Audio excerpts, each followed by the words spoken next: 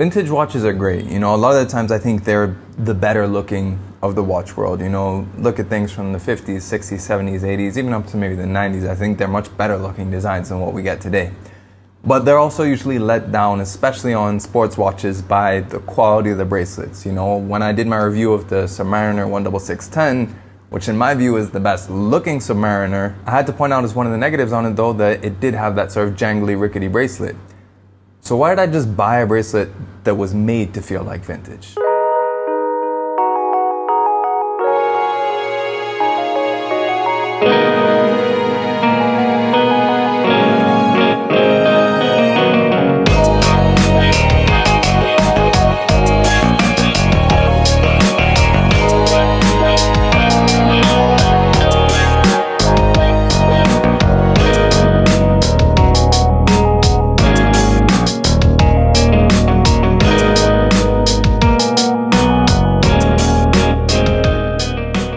Before we start talking about why I bought a bracelet that I knew from the beginning was going to feel vintage, we first have to talk a little bit about the history of the bracelet I bought, which is the Uncle Seiko US 1035 flat link bracelet.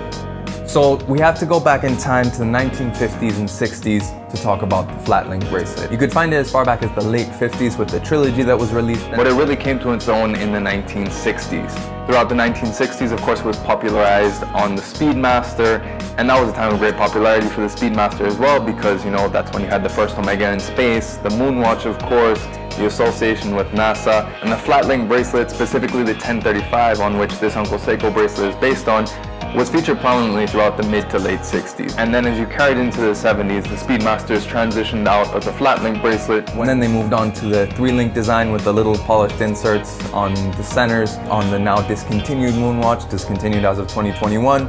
And then also we have the current Moonwatch, which sports a slightly different design inspired by 70s bracelets. But also in the same time, in the 21st century, the flat link bracelet had a bit of a renaissance. In 2014, you had the Seamaster 300. Then 2017, they had the 1957 trilogy models, which also brought back that flat link design. Then 2019, you had the 50th anniversary edition in steel, which had a flat link bracelet, one of the first examples of a flat link bracelet on the more modern twisted lug design. Usually you would find it on the straight lug design. And then of course the 2020 Ed White as well, which was also modeled over a 1960s design, and that one did have the straight lugs. So how does Uncle Seiko play into this? So Uncle Seiko is a company that originally started with making vintage Seiko bracelets, as the name suggests. You know, the owner and founder, he was an enthusiast for Seiko and really wanted to replicate that feel of vintage Seiko bracelets, but without people having to spend, you know, hundreds and hundreds of dollars that getting a vintage bracelet tends to cost if you are an original. On top of that, he also branched into Omega after getting a Speedmaster.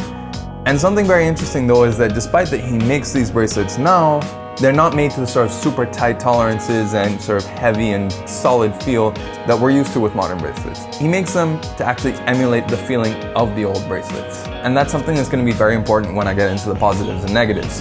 But now we enter, why did I buy this bracelet, knowing that it was going to be made to a vintage standard? Honestly, the main reason was aesthetics. I love the look of the flat link design, and also it's a design that's never been made on the modern Seamaster.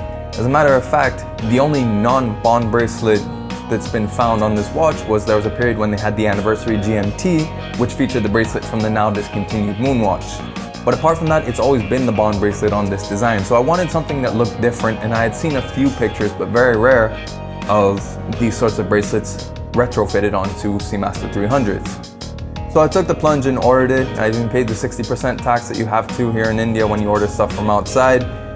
And honestly, I absolutely love the way it looks. It totally paid off. The way that the twisted lugs just sort of cascade into the polished outer links, the brushing on the center links is great. It catches the light with those polished outer links, but not so much that it's sort of gaudy. And one thing I like is it also changes the personality of the watch. You know, the standard tank tread bond bracelet, I love it, and I think it's one of the most versatile bracelets you can get. I think that and maybe the Jubilee bracelet are the only bracelets that you can truly like wear with a suit and wear for formal occasions without it looking sort of out of place. But at the same time, sometimes you want something different. You want something that sort of fits other occasions, or something that just gives a little bit of a different feel to it. And I just love the way that this bracelet looks on the Seamaster. The flat link design, even though it was never designed for this generation of Seamaster, it just kind of works.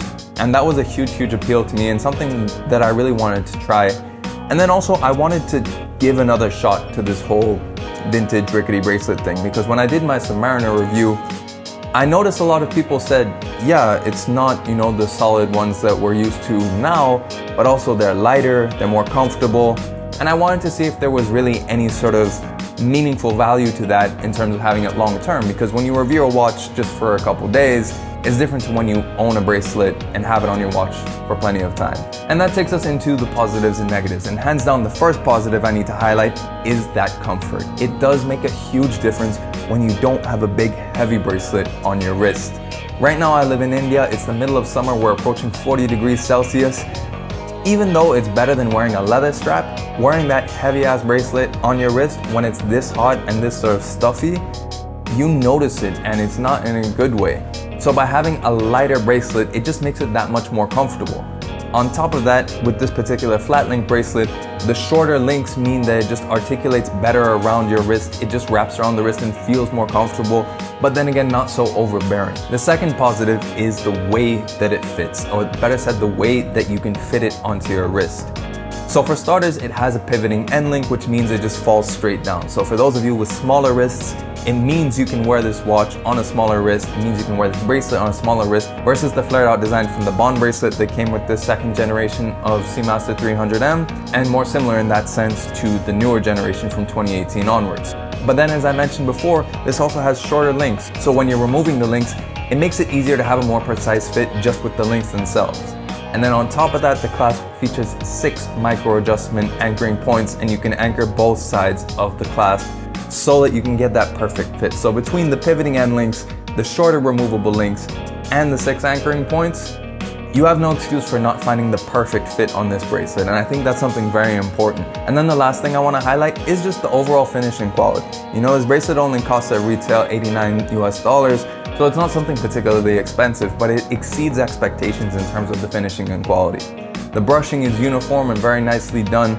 The polishing is also very nicely done. It's very tasteful. It blends in with the polishing of the lugs on the case, and the way it just catches and dances in the light, it just makes for a really good appearance. You can tell that it's been well executed. And then also in terms of details, when you look on the clasp, it actually has a little raised portion where it has the satin finish, and then along the sides it has 2 little polished streaks as well to mirror the finish on the bracelet. And those little details just, they add up, and it shows, and it makes you feel like you're getting more than what you paid for. And anytime you exceed expectations, of course that has to be highlighted as a positive. But of course nothing is perfect, and this does have its cons as well. I do have to say though that a lot of these, you need to bear in mind the context of what was thought out when this bracelet was made. I'll cover that once I finish them, but I do have to highlight a few things that for some people just might be a non-starter. The first thing is the rickety feel. Obviously, you know, this is a bracelet that's made to feel like vintage, and if you really don't like that rickety feel to a bracelet, then this isn't going to be the bracelet for you. I will say, however, that it does feel more solid than a genuine older vintage bracelet because this was made new. It hasn't suffered the actual years of time making it even more rickety. On top of that, it also does have solid links throughout instead of having hollow center links like some vintage bracelets will. So it's sort of a halfway between, but if you don't like that sort of rickety feeling, or if you wear your watch kind of loose, then your watch is going to be moving all over the place. So that's something to point out. Secondly, the hollow end link. For some people, this is going to be a deal breaker just because it's not as confidence inspiring. When you see the link itself, it's just a thin little strip of metal that may contrast a little bit too much if especially you have a modern watch. In practical terms, it does come in handy. It's also the only way I was able to retrofit this to a Seamaster. However, for some people that's just going to be too much. And then the last thing is the friction fit clasp. I've said this on every single friction fit clasp that I've dealt with, including even the Patek 5981R, and that is that if you have something where you have to apply a lot of pressure on a luxury watch especially, you know, it's just not something that you want to do. It's not a situation you want to find yourself in. If you just cut your nails and the bracelet is still new, so it hasn't really been broken in, it means it's going to be a tough time actually opening this up. It's not going to feel great. Obviously, I know that it would have added complexity, weight, and it wouldn't really be true to concept if they had a trigger release, but it is one thing that personally I would have just preferred a trigger release in terms of security, practicality, and just overall feel. But again, we need to come back to the context of this bracelet, and that is it was made on purpose to give you that vintage feel. So if those vintage things really don't appeal to you or they're deal breakers for you, then this wasn't really made for you. But on the other hand, if you're willing to have an open mind and try new things, it does pay off. Especially the comfort factor, especially the lightness. For me, for example, this is probably gonna be my summer bracelet for my Seamaster, because the modern, more solid and heavy one is just too heavy on the wrist for when it's so hot. And that comfort really does come into play in different temperatures.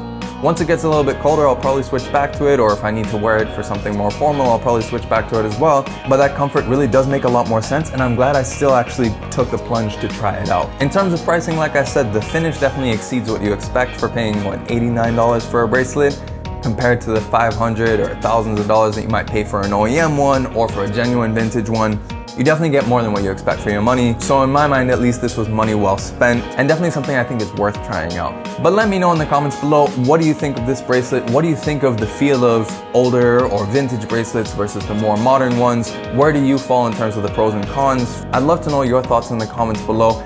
And of course, if you like this video, make sure you like it and share it. If you want to see more pictures of this bracelet, as well as all the other watch pictures and infographics I do throughout my videos, make sure you follow me on Instagram at Shaluso. If you want to see more watch videos, make sure you subscribe to the channel and hit that notification bell as well, so you know when the next video comes out. In any case, thanks for watching this video, and we'll catch you on the next one.